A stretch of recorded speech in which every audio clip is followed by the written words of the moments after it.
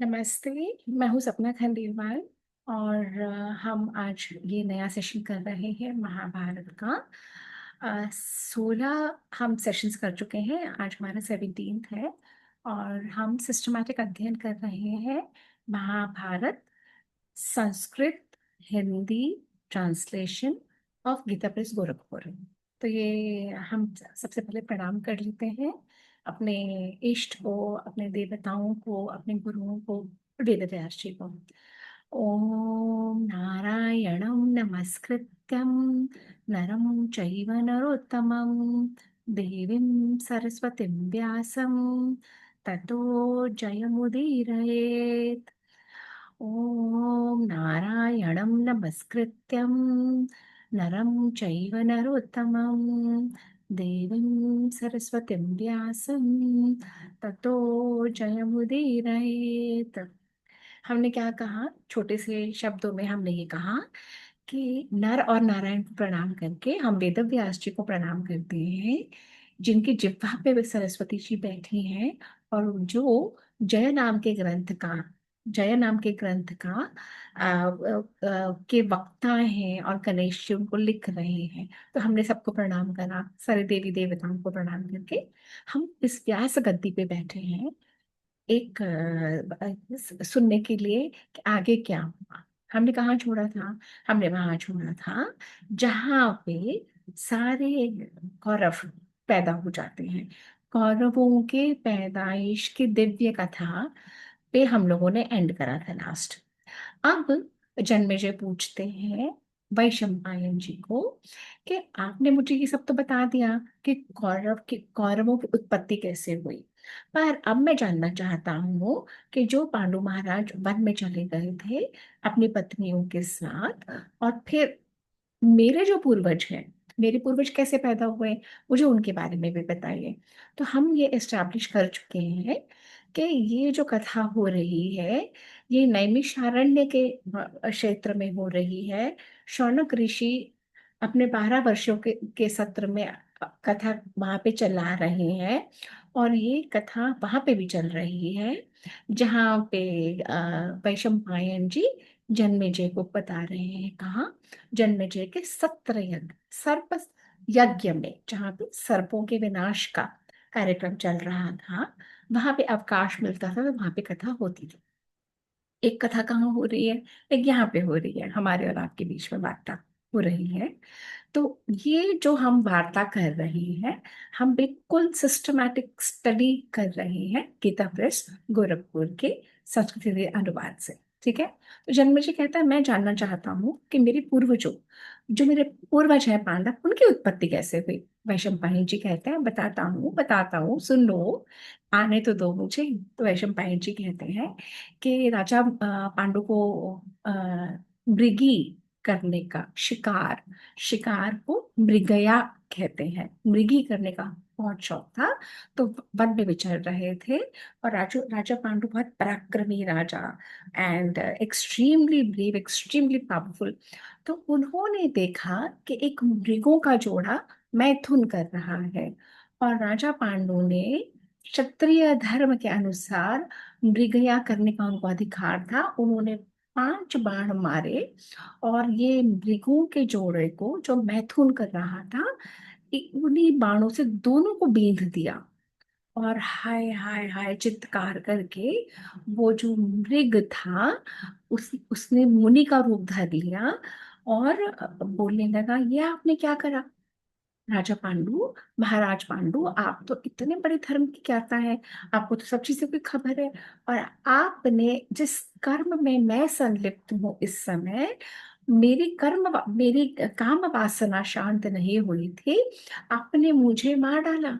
मुझे मारा, मैं किंदम ऋषि हूँ और मैं, क्योंकि मनुष्य के वेश में ये क्रिया करने में मुझे संकोच होता था, इसीलिए मैं और मेरी धर्म पत्नी मृगों का रूप धर के हम ये कार्य कर रहे थे। पर उसकी परिणति हो, उसकी समाप्ति हो, उससे पहले आपने हमें मार डाला।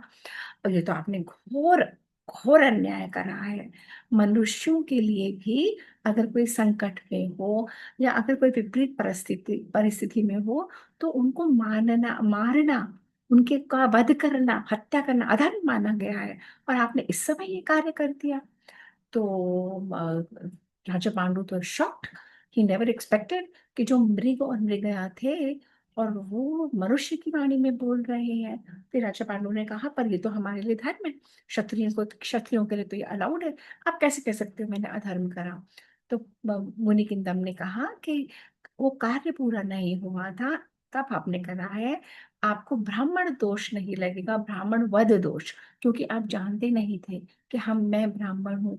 परंतु आपको मैं शाप शाप दे रहा हूं, जब भी आप अपनी पत्नियों के साथ समागम करेंगे, आपका अंत समय उसी समय हो जाएगा। आपका ये दोष का ये इतना शाप बनता है क्योंकि आपने जो कार्य करा अनुचित। अब राजा पांडु तो एकदम ही didn't know what to do. काटो तो रक्त नहीं। और राजा पांडु जब तक प्रोसेस कर पाते हैं इस पूरी बात को, और वो मृग के रूप में जो किंदम ऋषि थे उनका देहांत हो गया। और उनकी पत्नी जो मृगी बनी हुई थी, वो हाय हाय हाय हाय चित्कार करने लगी। उस जोड़े का अंत हो गया। अब इतने दुख से, इतने पीड़ित राजा पांडु, एंड यहाँ पे हमारा खत्म होता है 117वां अध्याय आदि पर्व के संभव पर्व का। अब हम प्रवेश कर रहे हैं अष्टादशाधिक शततम अध्याय आदि पर्व के संभव पर्व का। ये अध्याय क्या कहता है? यह अध्याय कहता है पांडु को इतना संताप, पांडु को समझ में नहीं आया ये उससे क्या हो गया। उस पांडु ने सोचा कि अब मैं क्या करूं, अब मुझे सब कुछ छोड़ देना चाहिए, मुझे संन्यास आश्रम में प्रवेश करना चाहिए। अब हम देखते हैं ये अध्याय क्या कहता है। ये अध्याय कह रहा है, वैशंपायन जी बता रहे हैं किसको? जन्मेजय को। वैशंपायन जी कह रहे हैं जो तुम्हारे पूर्वज थे पांडु, उनसे ये कृत्य हो गया।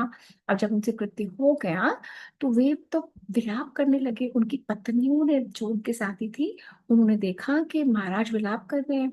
तो उनकी पत्नियों ने कहा, कुंती और माधुरी ने, क्या हुआ हे स्वामी क्या हुआ? तो उन्होंने बताया, मैं क्या बताऊं। तो वो महाराज शांतनु के परिवार में, के कुटुंब में, के कुल में, शांतनु के कुल में मेरे पिता थे विचित्रवीर्य। उनकी भी बहुत दुर्गति हुई। वे काम भोग में आसक्त हो गए थे और छोटी सी अवस्था में उनकी मृत्यु हो गई थी। उनको राज्य क्षमा योग यानी कि टीबी हो गया था, because of his lust for his wife's. तो कामासक्त होके उनकी मृत्यु हो गई। फिर जो मेरी माता है, मेरी माता को श्री कृष्ण द्वैपायन भगवान ने समागम करके मुझे उत्पन्न करा। अब अब मेरे में इतनी इतनी ज्यादा अनीति की भावना है। मैंने इतनी मृगया करी, इतना शिकार करा, और अब मुझे ये इतना बड़ा ये ये मेरे जीवन में हुआ है। अब मुझे शाप मिल गया। अब मुझे जब शाप मिल गया है कि मैं संतान उत्पन्न नहीं कर सकता, और मैं मोक्ष के मार्ग पे चलने के लिए मेरे पास कोई उपाय नहीं है, बिना संतान के मोक्ष होता नहीं है, इसलिए अब मैं सोच रहा हूँ मैं सब कुछ त्याग दूंगा और मैं संन्यास ले लूंगा। ना मुझे स्त्री चाहिए, ना मुझे सेवक चाहिए, ना मुझे कोई राज्य का चाहिए, ना मुझे कुछ भी नहीं चाहिए। मैं सिर्फ संन्यास लेना चाहता हूँ। मैं भिक्षा लूंगा, भिक्षा में वृक्षों से मांगूंगा, जितने मुझे फल मिल जाएंगे उतने से अपने आप को संतुष्ट रखूंगा। अगर मुझे भिक्षा नहीं मिलेगी, just look at the chronology of thought going in Pandu's mind. अगर मुझे भिक्षा नहीं मिली तो मैं कुछ घरों में जाऊंगा, वहां से भिक्षा मांगूंगा, और जिस दिन मुझे भिक्षा नहीं मिली मैं कुछ नहीं खाऊंगा। मैं सन्यासियों के साथ ही रहूंगा और अपनी प्रिय अप्रिय वस्तु सबको त्याग दूंगा। ना मैं वियोग करूंगा, ना मैं योग करूंगा, ना मैं स्तुति में खुश होऊंगा, ना जब कोई मेरी निंदा करेगी मैं अपसेट होऊंगा, ना आशीर्वाद की इच्छा मैं करूंगा, ना नमस्कार की इच्छा करूंगा। सुख और दुख द्वंद्वों से रहित, बेसिकली जो पेयर्स ऑफ ऑपोजिट्स है उसमें अपने आप को सम रखूंगा। हीट में, कोल्ड में, दुख में, सुख में, दिन में, रात में अपने आप को सम रखूंगा, ना ज्यादा विचलित होऊंगा, ना ज्यादा हर्षित होऊंगा। संग्रह नहीं करूंगा, परिग्रह करूंगा, हंसी नहीं उड़ाऊंगा किसी की, क्रोध नहीं करूंगा, हिंसा नहीं करूंगा। और पिता की भांति, जैसे पिता अपने सब संतानों पे एक भाव रखते हैं, मैं पूरी सृष्टि पे एक भाव रखूंगा। और इस तरीके से वो बोले चले जा रहे थे। His thought was just going berserk। और मैं संतान उत्पादन की शक्ति से रहित हो गया हूँ। That was the biggest biggest biggest anxiety. तो पांडु ने अपनी पत्नियों को कहा, हे देवियों, तुम दोनों चले जाओ हस्तिनापुर, अब तुम्हारा यहाँ पे क्या काम है। और वहां जाओ और अंबिका माता, अंबालिका माता और भीष्म पितामह और धृतराष्ट्र को, राजा धृतराष्ट्र को, और सबको बता दो कि मैंने संन्यास ले लिया और मैं वन में चला गया। तो कुंती और माद्री कहती है, ये आप कैसी बातें कर रहे हो। माना आपसे पाप कर्म हो गया है, माना आपको शाप मिला है, माना कि अब आप संतान प्राप्त नहीं कर सकते, पर कोई बात नहीं, उसके अलावा भी गृहस्थ धर्म हो सकता है, उसके अलावा भी हम आपके साथ रह सकते हैं। जरूरी नहीं कि संन्यास आश्रम में आप जाएं। हे पति देव, हे स्वामी, आप वानप्रस्थ में जाएं। वानप्रस्थ में हम दोनों आपका साथ देंगे, हम सब कुछ त्याग देंगे, हम मर्यादित व्यवहार रखेंगे, संयम में रहेंगे, आपको भी रखेंगे। और इस तरीके से तो आप हमें नहीं त्याग सकते। अगर आपने हमें त्यागा, हम अभी अपना देह का अंत कर देंगे। और आप काम सुख के बारे में मत सोचिए, काम सुख का परित्याग करके संपूर्ण इंद्रियों को संयम में रख के हम रहेंगे। तो पांडु कहते हैं, अच्छा, तुम दोनों ऐसे ही समझती हो। तो उन्होंने कहा हाँ। तो फिर पांडु ने कहा, चलो ठीक है। Now look at the train of thought. हाँ, जैसे हम मनुष्यों का होता है ना, सडनली हम एक डायरेक्शन में चले जाते हैं, फिर कुछ ऐसा होता है, हम दूसरे डायरेक्शन में चले जाते हैं। ऐसा ही कुछ वो पांडु के साथ हुआ था। तो पांडु ने कहा, तो हम फिर वानप्रस्थ आश्रम में चले जाएंगे। मैं जो योगी होते हैं उनकी तरह आहार बहुत कम लूंगा, भारी तपस्या में लग जाऊंगा, वल्कल वस्त्र पहनूंगा, फल मूल का भोजन करूंगा, दोनों समय स्नान संध्या, अग्निहोत्र करूंगा, और मृगचर्म और जटा धारण करूंगा, बहुत थोड़ी से आहार लूंगा, और शरीर को दुर्बल कर लूंगा, सर्दी गर्मी और आंधी का वेग सहूंगा। So basically what is Mahabharata doing, it's trying to give you a picture of sannyasa में क्या होता है और वानप्रस्थ में क्या होता है, रादर क्या होता था। Because all those things are not there anymore, है ना। There are people who going to those मार्ग, संन्यास मार्ग पे भी जाते हैं, वानप्रस्थ में भी जाते हैं। परंतु अब हम और आप जैसे लोग जो घर में ही रह के वानप्रस्थ में जाना चाहते हैं, हमें अपने जीवन की दशा कैसे अंतर्मुख करनी चाहिए, किसी दशा को मोड़ देना चाहिए।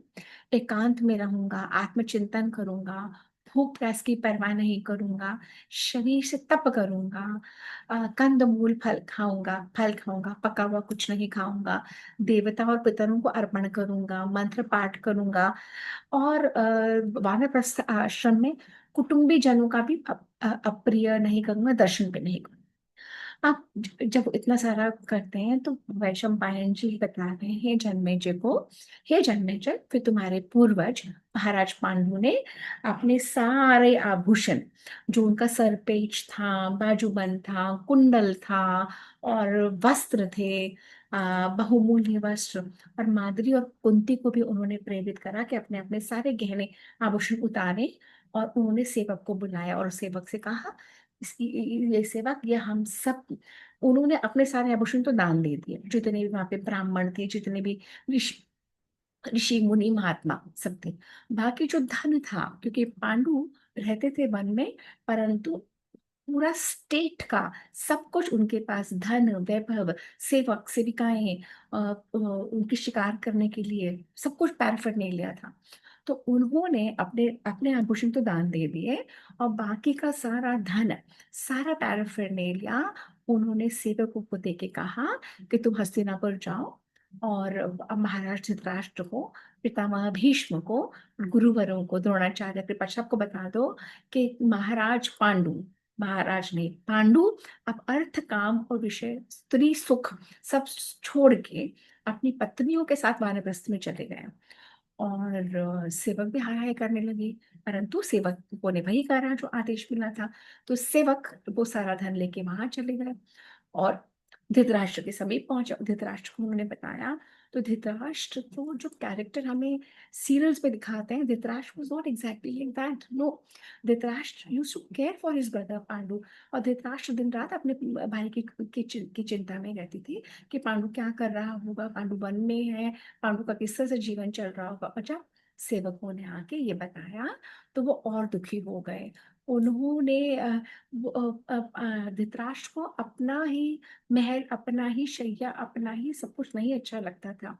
पर Dhritarashtra had a double personality. Dhritarashtra cared for his son, for his brothers, but at the same time, the love for his sons overtook everything. Yeah? So this is how we will identify the natures. किस तरीके के natures प्रकृति में है और वेद व्यास जी ने कैसा उसका विवरण लिखा है, आउटस्टैंडिंग। तो वो मीनवाइल धृतराष्ट्र चिंता करते थे। मीनवाइल पांडु जहाँ पे रहते थे, तो पांडु फल मूल का आहार करने लगे, अपनी दोनों पत्नियों के साथ नागशत नामक पहले पर्वत पे गए, फिर चैत्रथ वन में जाकर कालकूट और हिमालय पर्वतों को लांघा। In Mahabharata entire geography of the regions are given.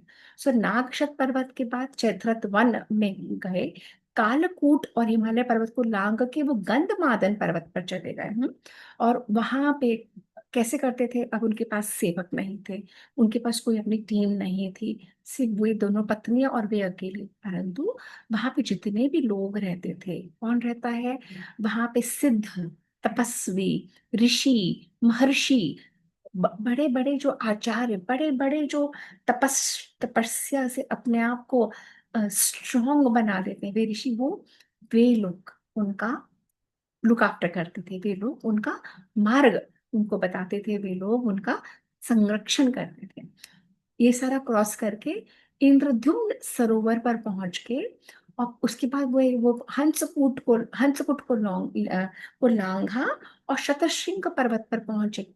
आज के दिन भी इतने योगी महात्मा हैं जो हमारे हिमालयों के बर्फ के पहाड़ियों में 17,000 20,000 फीट ऐसी ऐसी जगह पे रहते हैं और तपस्या करते हैं, आज भी हैं। तो यह काल उस समय है जब पांडु इतने सारे बड़े बड़े पर्वतों को लांग लांग के सरोवरों को कर करके गंधमादन को क्रॉस करके शतशृंग पर्वत पर पहुंचे। और हमारी जीनियोलॉजी में अगर आज भी देखें, जो हमारे एटलस, हमारे मैप्स चले आए आ रहे हैं, ये सारे स्थान मिलते हैं। प्रॉब्लम हुई जब कॉलोनाइजर्स ने आके अंग्रेजी हम पे थोपी और सारे नाम बदल दिए। तो that's where we all modelled. ये हमारा इतिहास है, महाभारत जैसा जो हुआ, आंखों देखा हाल, वेद व्यास जी उस समय के हैं और उन्होंने उसको क्रॉनिकलाइज करा, लिखा है, कंपोज करके लिखा। एंड इतने सुंदर मीटर के फॉर्म में है, पहले के लोग एंटायर महाभारत को कंठस्थ कर लेते थे, याद कर लेते थे, and in the shlokas would come out effortlessly and they would explain. And from this the wisdom of our itihas, of our Purans have come to us. We need to take pride in it and we need to own it up. तो यहाँ पे खत्म होता है एक एक 118th chapter of what, आदि पर्व के संभव पर्व का। और अब हम कहाँ प्रवेश कर रहे हैं, हम प्रवेश कर रहे हैं एकोनविंशत्यधिक शततम अध्याय। हम इतने अंग्रेज बन चुके हैं कि हमें हिंदी के संस्कृत की गिनती भी पूरी नहीं आती। तो अब मैंने क्या बोला, मैंने कहा एकोनविंशत्य अधिक शततम अध्याय, that means 119th chapter. Okay, so यहाँ पे क्या है, अब यहाँ पे इस चैप्टर में है पांडु अपने दोनों पत्नियों के साथ विचर रहे हैं, एक्सट्रीम टेम्परेचर्स में रह रहे हैं, पहाड़ों और पर्वतों और नदियों सरोवरों को क्रॉस कर करके ऋषि मुनि महात्माओं की संगत में है। और वो क्या करते थे, पांडु इतनी तपस्या करते थे कि वे सब महर्षियों के अत्यंत अत्यंत प्रिय हो गए।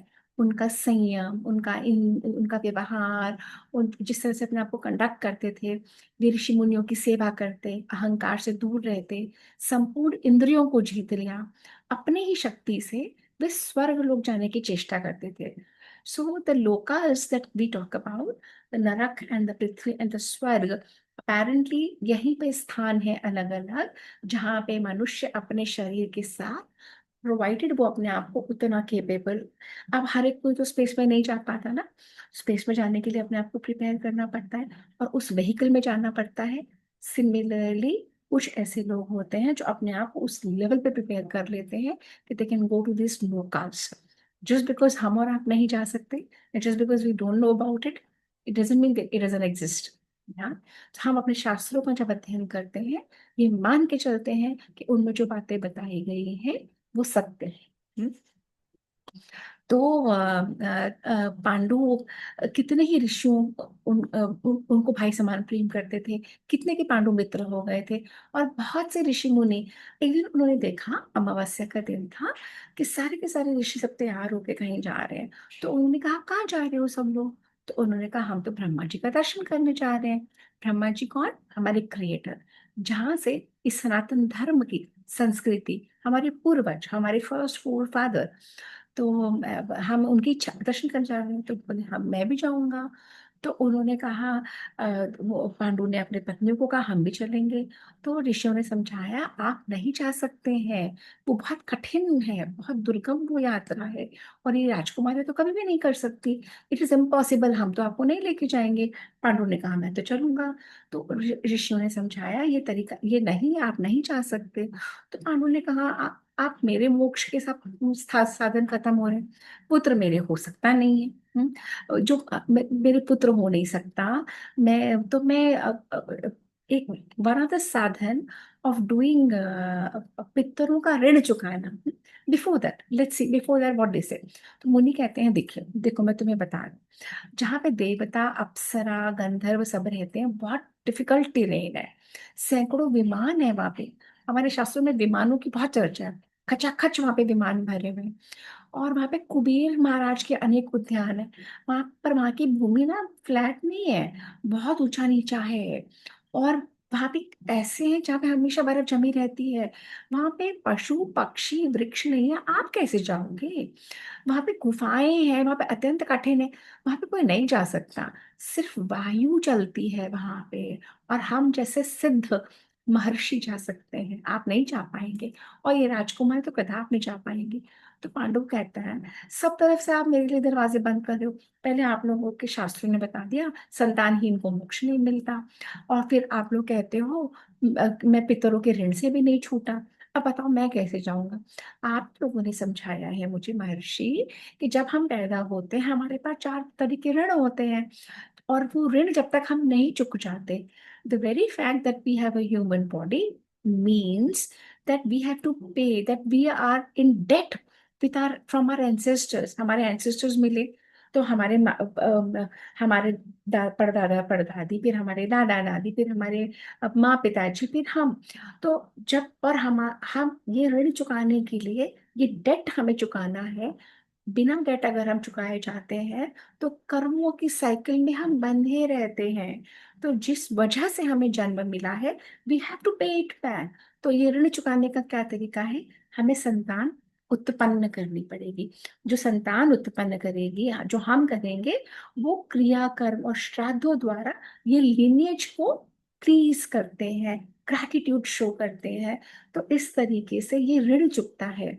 और फिर आप लोगों ने कहा कि एक होता है देव ऋण, एक होता है ऋषि ऋण, एक होता है मनुष्य ऋण। देखिए, ये तीनों ऋण तो मैं चुका चुका हूं। तो देव ऋण क्या होता है? देव ऋण योग होता है कि जिन देवताओं ने हमें जन्म दिया और सब कुछ दिया, तो हमारा कर्तव्य है उनको प्लीज करना। तो हम यज्ञों द्वारा जो भी कुछ हमारे पास होता है, हम पहले देवताओं को ऑफर करते हैं और फिर सब मनुष्यों में बांट देते हैं। तो इससे इकोनॉमी चलती रहती है। तो वो तो मैं कर चुका हूँ।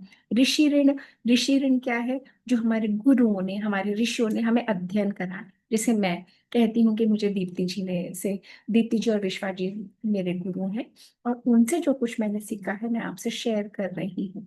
तो एक तरीके से मैं अपने ऋषि ऋण को चुका रही हूँ। जो कुछ मिला एक माध्यम बन के मैं आपको दे रही हूँ, है ना? तो पांडु कहते हैं मैंने देव ऋण भी चुका दिया, मैंने ऋषि ऋण भी चुका दिया। और मनुष्य ऋण क्या है कि कितने सारे मनुष्य ने कंट्रीब्यूट करा तो हम कर पाए। क्या कैसे कि मेरे कुक ने खाना बनाया, किसी ने सब्जी ला दी, कहीं से मेरे जो हमारे man of the family they earned and ghee और सारा खाने का सामान, और ये पूरा भोग ऐश्वर्य और पूरी घर गृहस्थी, इसमें मैं अकेली तो नहीं हूं ना, सबका मिला जुला योगदान है। तो मनुष्य ऋण ये है कि हम सब लोगों को धन्यवाद दें और दयालु, हम ग्रैटिट्यूड वाली फीलिंग, हम अच्छे से उनसे बर्ताव करें, अच्छे से आचरण करें और रहें और अपना धर्म निभाएं, अपना दायित्व निभाएं। तो ये तीनों ऋण तो मैं कर चुका हूँ। और जो चौथा ऋण है, जो मोस्ट इम्पोर्टेंट ऋण है, पितृ ऋण, मेरे संतान में कर नहीं सकता, वो कैसे चुकाऊंगा? और उसके बिना मुझे मोक्ष कैसे मिलेगा? स्वर्ग में आप जाने को मना कर रहे हो। तो ऋषि कहते हैं, देखो, हम समझते हैं कि तुम परेशान हो, हमें पता है कि तुम्हें शाप मिला है, और मुझे हमें ये भी दिख रहा है कि तुम्हारे भाग्य में पुत्र हैं, तुम्हारे प्रारब्ध में पुत्र हैं। तुम वो चेष्टा करो जिससे तुम्हें वो मिल जाए। सिर्फ भाग्य में होने से और कार्य नहीं करने से कुछ नहीं होता। You have to work for it. Method ढूंढो, अपने आप को उसमें लाओ। हाय हाय हाय मत करो, बेचारे मत बनो। आप अपने चेष्टा करो, पूरी एफर्ट डालो, आपके प्रारब्ध में पुत्र हैं। तो दिस सेट पांडु थिंकिंग। अब पांडु सोचने लगे। फिर पांडु ने सोचा कि पांडु खुद पैदा हुए थे, उनके पता नहीं थे। विचित्र वीर्य का देहांत तो हो चुका था, परंतु माता सत्यवती ने उपाय ढूंढा और पांडु है। तो पांडु को सडनली फ्लैश। तो पांडु ने कुंती को कहा, हे देवी, ये आपत्ति का कार्य और ये इमरजेंसी है, this is situation of drastic calamity. हमारे पुत्र नहीं है, इस वजह से हमारी बहुत सारी चीजें पूर्ण नहीं होंगी। और जब मैंने राजपाट सब कुछ छोड़ा तो मुझे मोक्ष की भी प्राप्ति करनी है, तो हमें उसको उसका साधन ढूंढना पड़े। कुंती, मैं चाहता हूँ कि तुम किसी ऐसे पुरुष के साथ समागम करो जो बहुत लर्नेड हो और बहुत वो, और उससे जो भी पुत्र, जो भी गर्भ तुम्हें ठहरेगा वो मेरा ही पुत्र कहलाएगा। तो कुंती ने कहा कि दैट्स इम्पॉसिबल, मैं तो आपके बगैर किसी के बारे में सोच भी नहीं सकती। तो पांडु ने उनको धर्मशास्त्रों में से बहुत सारे वो दिए एग्जाम्पल्स, पर कुंती ने कहा, देख, nothing doing, I am not going to go to anyone. Then Kunti told him. तो फिर महाराज पांडु कहते हैं, फिर कुछ तो उपाय करना पड़ेगा। मैं कह रहा हूँ, शास्त्र कहते हैं कि जो पति कहता है वो करना पति पत्नी के लिए ही सबसे बड़ा दायित्व है, तो तुम्हें करना ही होगा। Then Kunti then goes back and tells him के, हे स्वामी, मैं वो आपको बता रही हूँ कि जब मैं छोटी थी और हमारे यहाँ, मेरे पिता के यहाँ बहुत बड़ा एक आयोजन था और बहुत सारे ऋषि महात्मा आए थे और मुझे उनकी सेवा में के लिए अपॉइंट किया गया था। मैंने दुर्वासा ऋषि की बहुत सेवा शुश्रूषा की, वे बहुत प्रसन्न हुए, उन्होंने मुझे वरदान दिया। और उस वरदान के तहत, वरदान सिर्फ दिया नहीं, वरदान को देख के उसको क्रिया में कैसे लाना है उसकी विधि भी बताई।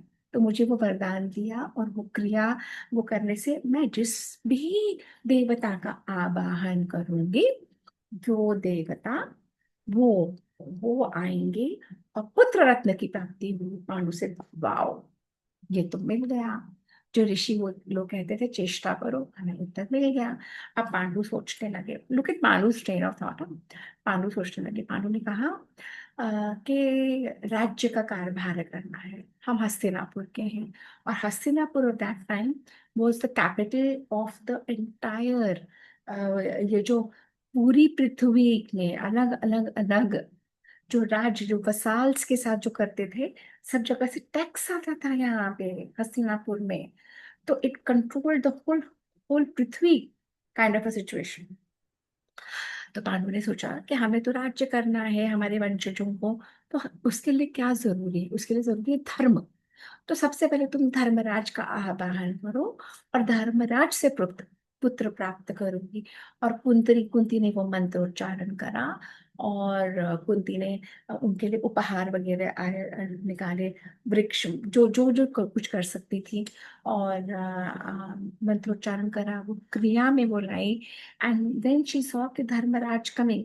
धर्मराज आए और धर्मराज ने मुस्कुरा के कहा, कुंती क्या चाहती हो? तो कुंती ने वेदव्यास जी कहते हैं लजाते हुए कहा, मैं आपसे पुत्र रत्न प्राप्त करना चाहती हूँ। तो धर्मराज मनुष्य का शरीर धर के आए, कुंती के साथ समागम किया, एक्चुअल समागम। And then Kunti got pregnant, and Yudhishthira happened. And जब युधिष्ठिर का जन्म हुआ तो आकाशवाणी हुई। बस बड़ी सुनने की बहुत सुनने की चीज है ये। It's beautiful. हाँ। तो एक सेकेंड, इससे पहले बहुत कुछ हुआ, but let's not get into that. हाँ। हाँ तो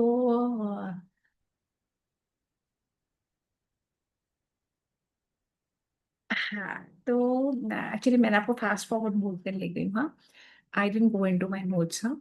तो पांडु पहले कहते हैं कि देखो, हमारे शास्त्रों में ना 6 तरह के पुत्र बताए गए हैं। तो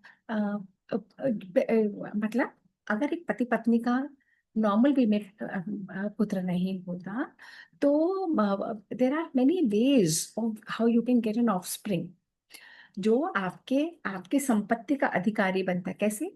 पहला पुत्र वो है जो नॉर्मल वे में होता है, उसको स्वयं जात कहते हैं। एक पति का पत्नी के साथ किया हुआ पुत्र, उसको स्वयं जात कहते हैं। दूसरा प्रणीत कहलाता है। प्रणीत का क्या मतलब है कि अपनी ही पत्नी के गर्भ में किसी और पुरुष के अनुग्रह से पुत्र, प्रणीत। तीसरा क्या है? तीसरा पुत्री का पुत्र, मतलब अपने दौहित्र को, अपने देवते को ही आप अपना बना लो।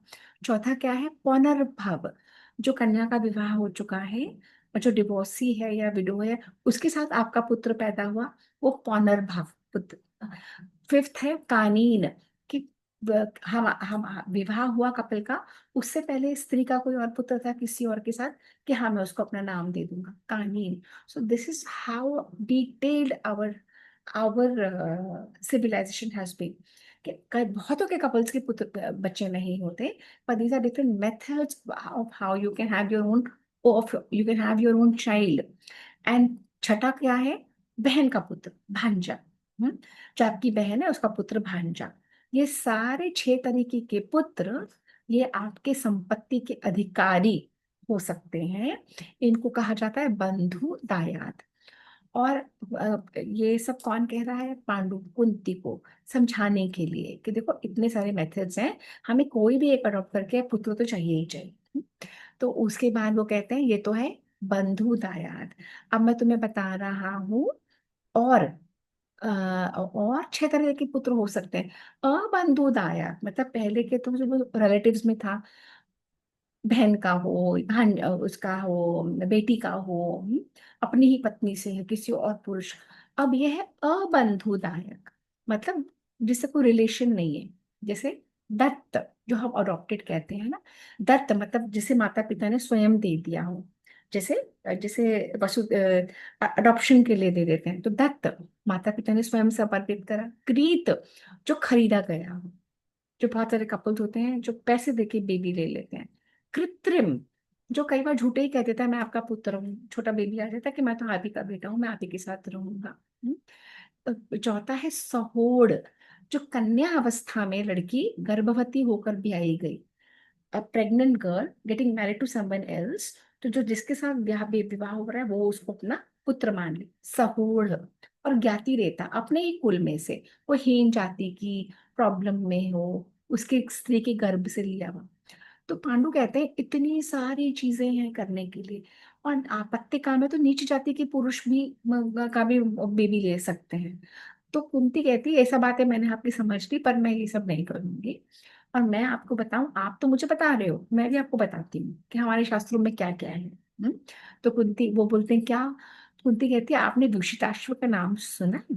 पांडु कहते कौन? कुंती कहती व्युषिताश्व बहुत बड़े महाराज थे, और उन्होंने हमारे ही कुल के थे, और उनका निधन हो गया। उनकी पत्नी, उनका निधन भी आपके पिता की तरह, वो अपनी पत्नी को बहुत प्रेम करते थे और काम भावना में हमेशा रहते थे। उनको भी राज्य क्षमा हो गया, उनका निधन हो गया। उनकी पत्नी रोने लगी, इतना विलाप, इतना विलाप, इतना विलाप। और वो तो बोले नहीं, मैं तो इनके शरीर का दाह भी नहीं होने दूंगी। और तो एक पर्टिकुलर पॉइंट के बाद आकाशवाणी हुई कि हे भद्रे, आई थिंक, हाँ, भद्रा उनकी पत्नी का नाम था। हे भद्रा, तुम इतना विलाप कर रही हो, तुम्हारा कोई पुत्र नहीं है इसलिए भी तुम रो रही हो। मेरा भी निधन हो गया, परंतु योग बल से हमारे पास इतनी क्रियाएं हैं कि तुम एक नहीं, दो नहीं, कई पुत्र पैदा कर सकती हो मुझसे ही। तो वह आकाशवाणी हुई। तो भद्रा ने कहा, हाउ इज दैट पॉसिबल?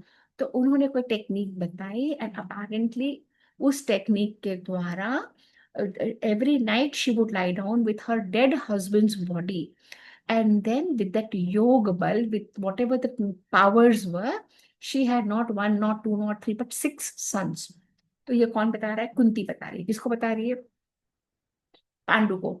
तो फिर पांडु कहते ये सब तो मैंने सुन लिया, पर ये जो विश्वामित्र है बहुत पहुंचे हुए ज्ञानी ध्यानी थे, उनके पास वो योग बल था। तुम्हारे और हमारे पास क्या योग बल है? हमारे पास तो कुछ भी नहीं है। तुम्हें तुम्हें तो किसी और के साथ समागम करके ही पुत्र प्राप्त होगा। तब कुंती बताती है कि मुझे इस तरीके का दुर्वासा ऋषि से वरदान मिला है। और वो देखो, मैंने कहा कि जो छोड़ा था मैंने आपको सुना गया। Now let's go back there where I left. Where did I leave? कि धर्मराज आए और कुंती गर्भवती हुई।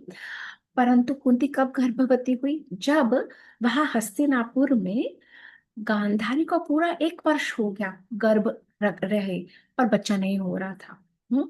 और यहाँ पे कुंती ने आवाहन करा, धर्मराज आए, कुंती ने उनको प्रसन्न करा, उनका समागम हो गया, कुंती की गर्भ ठहर गया।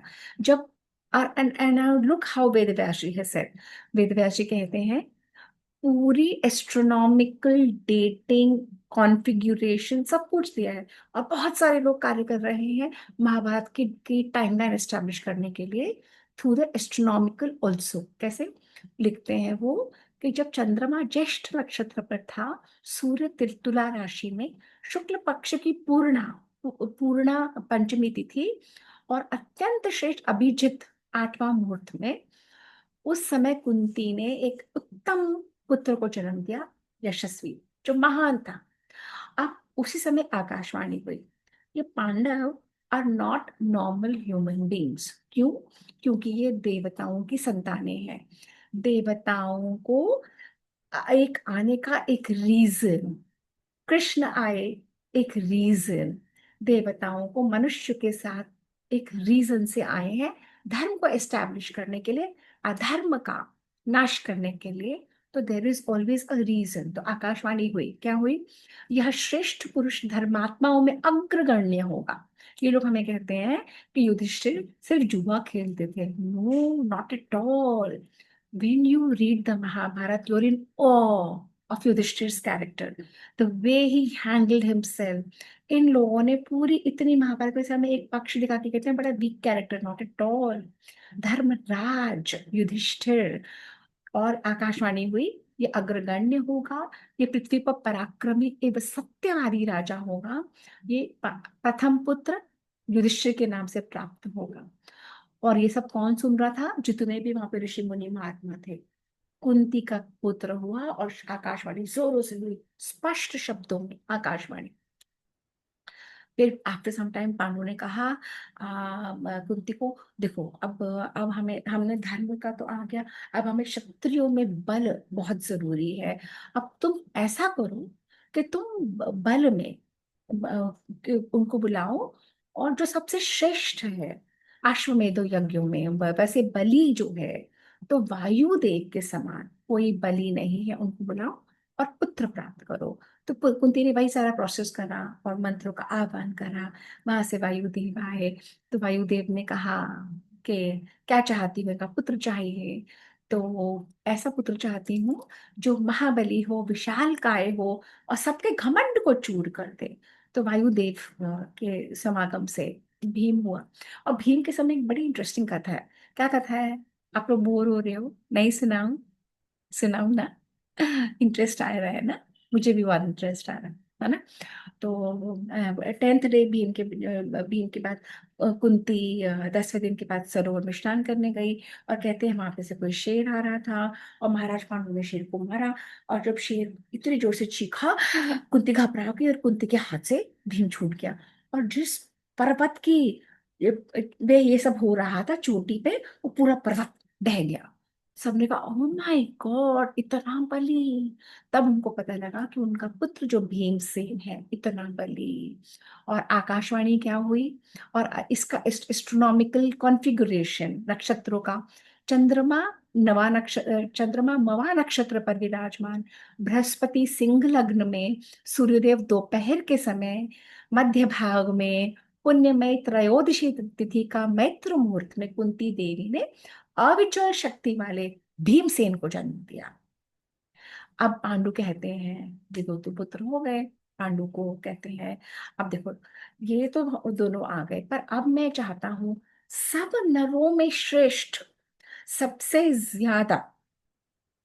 क्यों? क्योंकि ये जो संसार है ना, ये दो चीजों पे है टिका हुआ। किस पे? एक अपना पुरुषार्थ, और उससे भी ज्यादा जरूरी दैव की कृपा, देवताओं की कृपा। दोनों have to go in tandem. एक चीज से नहीं चलेगा। हम पुरुषार्थ करते गए पर देवताओं की कृपा नहीं, कुछ नहीं हो सकता। डेस्टिनी में नहीं, कुछ नहीं हो सकता।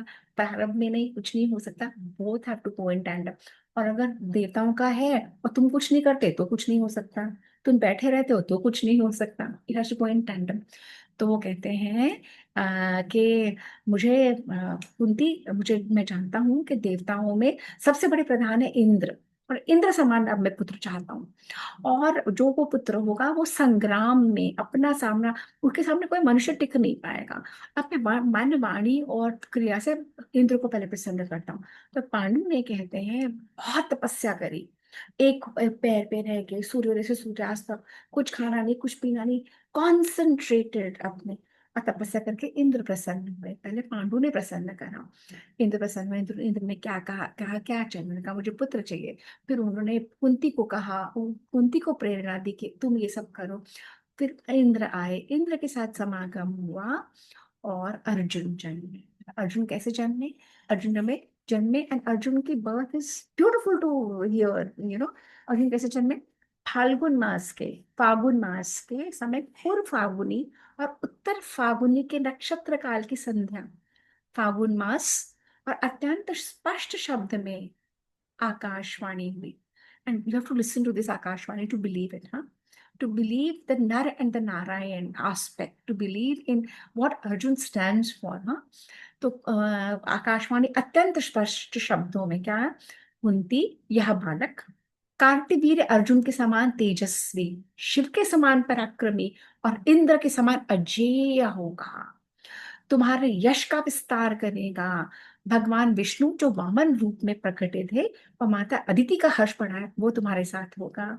यह वीर पुत्र मद्र देश, कुरु देश, सोमक, चैदी, काशी, कुरुप, सारे देशों को जीत के उनकी लक्ष्मी हस्तिनापुर लाएगा, सबका पालन करेगा।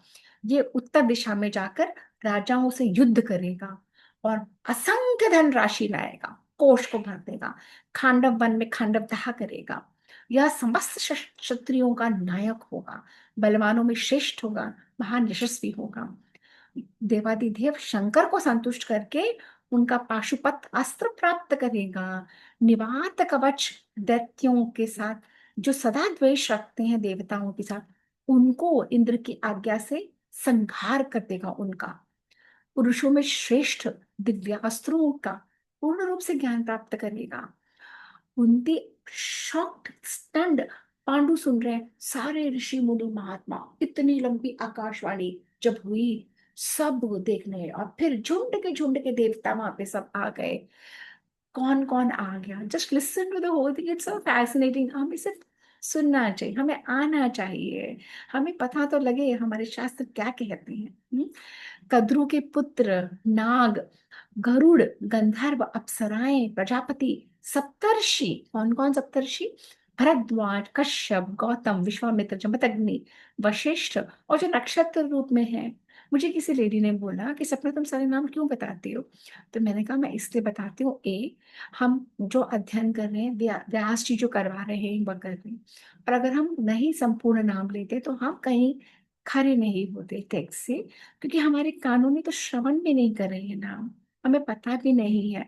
तो हमारे श्रवण करने से हमारे अंदर कहीं संस्कार बैठता है, और क्या पता इस जन्म में या अगले जन्मों में हम हमारा और उद्धार इसीलिए करते। ठीक है। तो सारे सप्तर्षि, वहां पे अत्रि ऋषि, अंगीरा, पुलत्स, पुलह, क्रतु, दक्ष प्रजापति, गंधर्व और अप्सराएं, और दिव्य हार, दिव्य आभूषण धारण करके नृत्य कर रहे हैं, गान कर रहे हैं कि कृष्ण का सखा, नर और नारायण में से नर, नारायण आ चुके। पिछला टॉप मेरा सुनना जन्माष्टमी का, नारायण का प्रादुर्भाव नर का आज हो रहा है। हाँ, भीमसेन, उग्रसेन, उरनायु, अनघ, गोपति, धृतराष्ट्र, सूर्यवर्चा, आठवें युग, प्रणव, काशनी, नंदी, चित्ररथ, 13वें शालिशिरा और 14वें पर्जन्य, 15वें कली और 16वें नारद, ऋचा और बहुत बृहत्वा, बृहक एवं महामना कराल, और सुवर्ण और भूमन्यु, सुचंद्र, शरु, गीत माधुर्य से संपन्न, हा हा हो, सारे सारे गंधर्व। ये मेरे लिए भी सब फॉरेन है, मैंने भी नहीं सुन रखा, but when I read the names at least रहेगा हमारे संस्कार में कहीं, है ना। और अप्सराएं आई कितनी, और जो नाम हमने सुने भी नहीं है। कौन कौन? अनुचाना, अनुचना, अनवध्या, गुणमुख्या, गुणावरा, आद्रिका, सोमा, भिक्षकेशी, अलम्बुषा, मरीचि, शुचिका, विद्युत्पर्णा, तिलोत्तमा, अंबिका, लक्षणा, क्षेमा, देवी, रंभा, मनोरमा, असता, सुबाहु, सुप्रिया, पपु, पुंडरीका, सुगंधा, सुरसा, प्रमथिनी, काम्या, शरद्वती, झुंड की झुंड अप्सराएं नाचने लगी। और मैं प्रमुख कौन थी? मेनका, सहजन्या, कर्णिका, कुंजिकस्थला, ऋतुस्थला, घृताक्षी, विश्वाची, पूर्वचित्ती, उमलोचा, प्रमलोचा, 10 विख्यात। धाता आए, अर्यमा आए, मित्र आए, Varuna. Can you understand the significance of Arjun's birth? The whole whole constellations, nakshatra, पूरे पृथ्वी लोक, स्वर्ग लोक, पाताल लोक, हर जगह अर्जुन का जन्म। मृगव्याध्य, सर्प, नृत्य, अजय कपात, अहिर्बुधन्य, पिनाकी, दहन, ईश्वर, कपाली, तो 11 रुद्र, अष्ट, विनायक, सारे सर्प सब। और ये सारा आश्चर्य कौन देख रहे थे? जितने वहां पे ऋषि मुनि महात्मा उस पर्वत के शिखर के ऊपर जहाँ जन्म हुआ। और उनका प्रेम पांडवों के प्रति और बढ़ गया, उनकी श्रद्धा और बढ़ गई कि ये डिवाइन बर्थ है, it's is not normal, is not natural जो हो रहा है। They were in awe, and that's how the Pandu became more and more popular. अब पांडु, उन पांडु ने कहा एक पुत्र और, कुंती प्लीज एक बार। कुंती ने कहा नो वे, सोचना भी मत, बिल्कुल मत सोचना। आपत्ति काल में भी 3 से अधिक चौथी संतान उत्पन्न करने की आज्ञा शास्त्र नहीं देता, कुंती ने बोला। और 3 से अधिक करेंगे इस विधि से तो वो स्त्री स्वैरिणी कहलाती है, स्वेच्छाचारिणी। और 5वें पुत्र में उल्टा, मुझे नहीं बनना है सब। तो यहाँ समाप्त होता है हमारा 122वां अध्याय, किसका? आदि पर्व का, संभव पर्व का। और हम क्या प्रवेश कर रहे हैं 123 में। I'll take you quickly because it's been 50 minutes, right? Okay. Okay. So अब what do you think? Kunti के तो पुत्र हो गए, अब माद्री को वाइफ है, उसके बाद में क्या चल रहा होगा?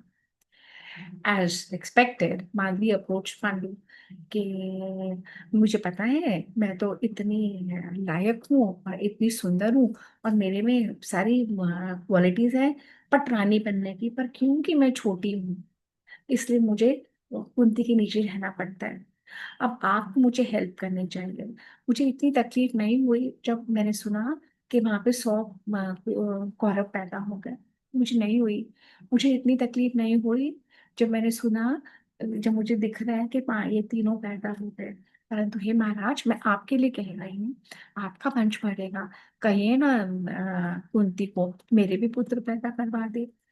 तो तो वो बोले कि मैं अपने आप नहीं बोलना चाहती, क्योंकि सौत का ढा भी होता है ना। मैं अपने आप को बहुत छोटा फील करूंगी, मैं खुद नहीं बोल सकती, आप मेरे लिए अप्रोच लगाइए ना। तो पांडु ने कहा, तुमने तो मेरे मन की बात छीन तुमने मन की बात समझ ली। मैं भी यही चाह रहा था, but I did not know how you would react. तो पांडु कॉल्ड कुंती एकांत में एंड कुंती को समझाया और प्यार से, प्रेम से कहा, मोटिवेट करा कि वह वही मेथड, वही चांस माद्री को भी दे। तो वो कुंती ने अपने पति का वो स्वीकार करा और माद्री को बुलाया और माद्री को मंत्र जाप करवाया और माद्री से कहा कि तुम किसी एक देवता का ध्यान करो। पर माद्री भी माद्री माद्री ने अश्विन देवों का ध्यान करा, विच आर ट्विंस। वो दोनों आए, माद्री के साथ समागम हुआ and Madri had twin babies, the older one being Nakul Nakul, the younger one being Sahadev. और तब वहां पे वो कहते हैं जुड़वे पुत्र पैदा हो गए। तो उनने आकाशवाणी हुई और कि इन जैसे सुंदर पुत्र पूरे पृथ्वी में कोई नहीं है और ये बहुत योग्य है। और ये योग्य है। आकाशवाणी ने कहा कि ये दोनों बालक अश्विनी कुमारों से भी बढ़कर बुद्धि, रूप और गुणों में संपन्न होंगे और तेज और बड़ी चली संपत्ति के द्वारा सदा प्रकाशित रहेंगे। अब उस श्वेत श्रृंगी निवासी ऋषियों ने सबका नामकरण करा, जो हमें पता है, ये जो पांचों नाम। और बहुत वो क्योंकि ऋषियों के सानिध्य में रहते थे, तो सारा वेद वेदांत वेदांग सब कुछ उनको पढ़ाया गया। और उसके बाद अभी बढ़ने लगे और हर वर्ष। और महाराज पांडु बड़े प्रसन्न। अब पांडु ने कहा माधुरी के लिए एक और, कुंती ने कहा नो वे, मैं तो नहीं, बिल्कुल। माधुरी तो बहुत चालाक निकली, उसने एक ही बार में दो पुत्र जन्म लिए, मैं तो बिल्कुल भी नहीं करूंगी। और आप क्या चाहते हो कि मैं अपने सौतन के साथ ह्यूमन इमोशन, सर नो वे, मैं नहीं दूंगी। अब जो है, अब चंद्रमा की तरह वो लोग बढ़ते गए। धनुष चार सिंह के समान थे, देवता का समान पराक्रमी, beautiful good looking children, very intelligent, very powerful, very humble, the way they were taught. और उनको देख देख के आश्चर्यचकित रह जाते हैं। अब उधर क्या हो रहा, उधर कहाँ, जहाँ पे वसुदेव थे, वसुदेव की कुंती, कृष्ण की बुआ है ना कुंती, है। तो वसुदेव के वहां पे हो रहा था कि न जाने पांडु और मेरी बहन किस हालत में होंगी, क्या हो रहा होगा। तभी दूतों ने समाचार दिया कि पांडु पैदा हो गए, पांच पुत्र पैदा हो गए। तो यहाँ से इन लोगों ने कहा कि इन पुरोहित भेजिए, वहां पे पुरोहित भेज के उन बच्चों का संस्कार करवाइए। तो यहाँ से वसुदेव ने कुंती और माद्री के लिए, पांडु के लिए दासी दास वस्त्राभूषण, बच्चों के लिए सामान, कुमाई चांदी, कहते सर बहुत सारी चीजें भिजवाई। और अब पांडु ने वहां पे पुरोहित जो गए, गर्भाधान से चूड़ाकरण उपनयन सब संस्कार कराए। और उन्हीं दिनों में एक राजा थे जिनका नाम था शुक। वे बहुत पराक्रमी, अश्वमेध यज्ञ करके बहुत सब कुछ जीत चुके थे। वो वन में बहुत रहते थे, हिमालय की पहाड़ियों में। वे आए और उन्होंने इन बालकों का वो धनुर्वेद सिखाया। भीमसेन गदा संचालन में पारंगत हुए, युधिष्ठिर तोमर फेंकने में, और माधुरी के पुत्र ढाल तलवार लेकर, और धनुष अर्जुन को धनुर्वेद का। और जब वो जो राजा शुक थे, जब उनको समझ में आ गया कि अर्जुन उनसे भी ज्यादा सीख गया है, तो उन्होंने अपना शक्ति, खड़ग बाण ताड़ धनुष सब कुछ अर्जुन को दे दिया, सारे नाराज, सारे बाण, सब कुछ। और देखते ही देखते अर्जुन की ख्याति बढ़ती चली गई। ऐसे कर करके दिन बढ़ते गए, ऐसे कर करके 14 ईयर्स बीत गए। अब 14 जब साल पूरे हो गए, तो अर्जुन का 14th बर्थडे था। यहाँ पे हम पहुंचे हैं 124th अध्याय में। आई wrap it up mostly in 5 to 10 minutes most, okay. तो 124, अब बोर तो नहीं हो रहे हैं ना कोई भी। I know this story is so interesting, I know अब बोर हो ही नहीं सकते। मैं लगातार एक घंटे से बात कर रही हूँ, and I am thoroughly enjoying. I hope you are too. Okay, so we have entered 124th अध्याय। और यहाँ पे क्या कह रहे हैं, यहाँ पे कह रहे हैं कि 14 वर्ष का अर्जुन हो गया, अर्जुन का बर्थडे था, अर्जुन का जन्मदिन का उत्सव था। तो कुंती महारानी ने सब ऋषियों मुनियों को बुलाया, आयोजन में लग गई। और उधर महाभारत बताती है कि बहुत सुंदर चैत्र का महीना में बहुत सुंदर मौसम था, हवा चल रही थी, हर जगह फूल फल पौधे और बहुत सुंदर वातावरण। तो पांडु के मन में काम भावना जागृत हुई। पांडु माद्री को बुला के ले गए, और कुंती ये देख नहीं पाई क्योंकि कुंती बिजी थी सर्व करने में, अपने राजपुरोहितों को, अपने जितने भी लोग होते उनको, ब्राह्मणों के साथ कुंती स्वयं भी कर रही थी। अब वो पांडु बुला के ले गए माद्री को, और माद्री युवा अवस्था में झीने वस्त्र पहने हुए कुंती पांडु के पीछे पीछे, हवा चल रही है, वातावरण ऐसा है, पांडु और कामासक्त हो गए। पांडु ने बलपूर्वक माद्री को अपने ओर खींचा और समागम करने का प्रयत्न करा। पहले माद्री हटाती रही, धकेलती रही, पांडु नहीं माने। पांडु ने समागम करा, जैसे काल उन्हें बुला रहा था, जैसे उनका प्रारब्ध उन्हें खींच रहा था, जैसे चाह रहा था कि कुछ हो, अब समय आ गया है लीला का। तो वो करते करते, अब जैसे ही पांडु और कुंती का, पांडु और माद्री का समागम हुआ, और जो होना था शाप के तहत वही हुआ, पांडु का देहांत हो गया। और माधवी हाय हाय हाय लिपटे शब्द से।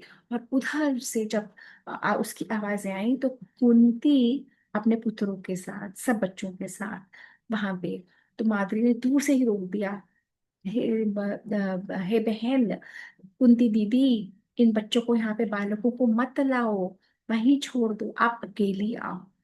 क्योंकि जिस अवस्था में वो दोनों पड़े हुए थे, वो नहीं चाहती थी बालकों को दिखे। तो कुंती ने अपने बच्चों को वही, सब बच्चों को, पांचों को वहीं रोका। और कुंती वहां आई तो सर पकड़ के बैठ गई, हाय राम, ये तूने क्या किया, ये तूने अपना ही घर उजाड़ दिया, अब तूने नहीं संभाला। नजर हटी दुर्घटना घटी वाली बात, कि मैं वहां पे लगी रही, तो मैंने पांडु को नहीं संभाला और तूने ये काम कर दिया। और माधुरी बिलखे जाए, रोए जाए, मैंने बहुत मना करा, नहीं माने, और ये और वो। और कुंती सेड के, जस्ट ब्यूटीफुल लाइन के, Madhuri, Kunti saiding Madhuri, at least you got to see your husband in a pleasure the last moment also. पर अब तो वो चले गए। अब कुंती, अब यहाँ पे इन लोगों सब इकट्ठे हुए, और माधुरी कहती है कि मैं, मेरा तो दाह संस्कार इनके साथ ही करना पड़ेगा। कुंती ने बोला मैं जाऊंगी, माधुरी ने बोला मैं करूंगी, मैं सती होंगी। तो ऋषियों ने आके समझाया कि कोई किसी को सती होने की जरूरत नहीं है। बट माधुरी के मन में इतनी गिल्ट थी कि बिकॉज ऑफ माधुरी, तो बोलते हैं it happened due to Pandu, but Madhvi was she got caught in the whole situation. Madhvi said, देखो कुंती दीदी, मैं तो इन बच्चों का ध्यान रख नहीं सकती, मेरे में वो क्षमता नहीं है, मेरे में वो बड़प्पन नहीं है कि मैं पांचों को समान समान ट्रीट कर सकूंगी, पर आप कर सकती हो। आप इन पांचों का निर्वाह करो, इन्हें पालो, इन्हें पोसो, इनके जीवन वो करो, और मैं अपने पति के साथ जाऊंगी, और मैं सती होना चाहती हूँ। माधुरी नहीं मानी। यहाँ पे सब लोग इकट्ठा हुए, पांडु महाराज का वो करा गया, और सारी तैयारी करी करी गई। और वैशंपायन जी ने, ये किसको बता रहे हैं, जन्मेजय को बता रहे हैं, और कह रहे हैं कि, वो कह रहे हैं कि देखो, मैं, हमें पता है कि कुंती के पास तो स्ट्रॉन्ग बैकअप है, उनका मायका, पूरा वृष्णिवंशी, और कुंती भोज है, और माद्री के पास भी है शल्य और उनके भाई। परंतु जो स्त्री होती है, वो पति के बिना बहुत अधूरी हो जाती है। और इस तरह से पूरा विधवा धर्म के ऊपर आख्यान है। जिसको भी पढ़ना है वो जाके यहाँ पे पढ़ ले। तो फिर फाइनली स्टेज सेट हुआ, दाह संस्कार की तैयारी करी गई, और माद्री ने अपने बच्चों को, पुत्र को बुलाया, और बोला कि ये ही तुम्हारी माता है, और ये ही तुम्हारा ध्यान रखेंगी। मैं सिर्फ दूध पिलाने वाली धाई थी, तुम्हारे पिता चले गए, अब युधिष्ठिर ही तुम्हारे पिता हैं, बड़े भाई ही नहीं तुम्हारे पिता हैं। तुम सब गुरुजनों की सेवा करना, इन बड़ों की बात सुनना, एक होके रहना, सत्य पे रहना, धर्म पे रहना, इकट्ठे रहोगे, कभी पराजित नहीं रहोगे। और उसके कुंती को माधवी ने नमस्कार करा और कहा मुझे आज्ञा दीजिए, मैं इनके साथ जाना चाहती हूँ, ये सब आपके समर्पित है, सब कुछ आपका है, जब तक आप आज्ञा नहीं देंगे मैं जा नहीं पाऊंगी। तब कुंती ने कहा मेरी आज्ञा है और तुम जाओ, और तुम आज ही स्वर्गलोक में तुम्हें तुम्हारे पति मिलेंगे, जहाँ पे तुम समागम कर सकते हो। ऐसे कहते कहते और माद्री फिर बोली मेरे मैं पुत्र का हित चाहती हूँ और आपके अलावा कोई इनका हित नहीं कर सकता। और फिर माद्री की चिता पर आग लगवाई, पांडु की चिता पर माद्री भी बैठ गई और शव के साथ। और पुरोहित काश्यप ने सारा जो विधि करते हैं, खंड घृत त्रिल दही चावल जो आज भी हमारे यहाँ संस्कार वैसे ही होते हैं। इतने वर्षों से, हजारों साल से हमारी संस्कृति जीवित है और रही सनातन धर्म में। तो ऐसे करके युधिष्ठिर से सब करवाया और जलाराम जी। अब यहाँ पे 124 चैप्टर फिनिश। अब 125वां चैप्टर। अब ऋषि कहते हैं ऋषियों के ऊपर बहुत बड़ी रिस्पॉन्सिबिलिटी। पांडु रहे नहीं, माधवी चली गई, कुंती रह गई और ये 5 बालक। अब वो कहते हैं कि हमें तो इनको हस्तिनापुर ले जाएं और इनको सौंप दें वहां पे।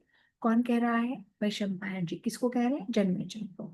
कि जन्मेजय तुम्हारे पूर्वजों को, अब वो ऋषि सारे लेके हस्तिनापुर गए और हस्तिनापुर में जाके उन्होंने सारी खबर दी। उन्होंने, और वो क्या लेके गए? वो पांडु और माद्री की अस्थियां, अस्थियों को अच्छे से रैप करके और लेके गए।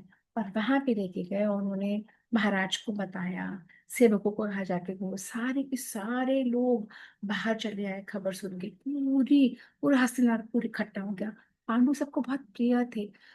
एक समाचार फैल गया और बहुत बड़े स्केल में सब इकट्ठा हो गए।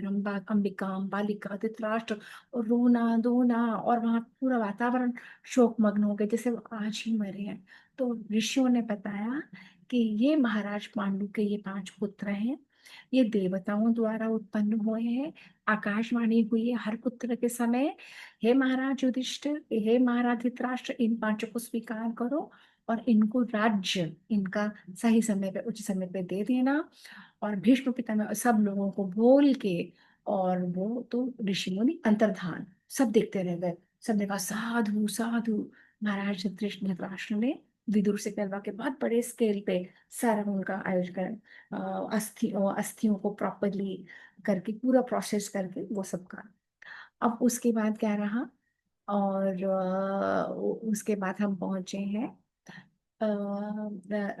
126, जो आज का लास्ट चैप्टर है। वो क्या कहता है? वो कहता है कि अब सारा यह क्रियाकर्म हुआ।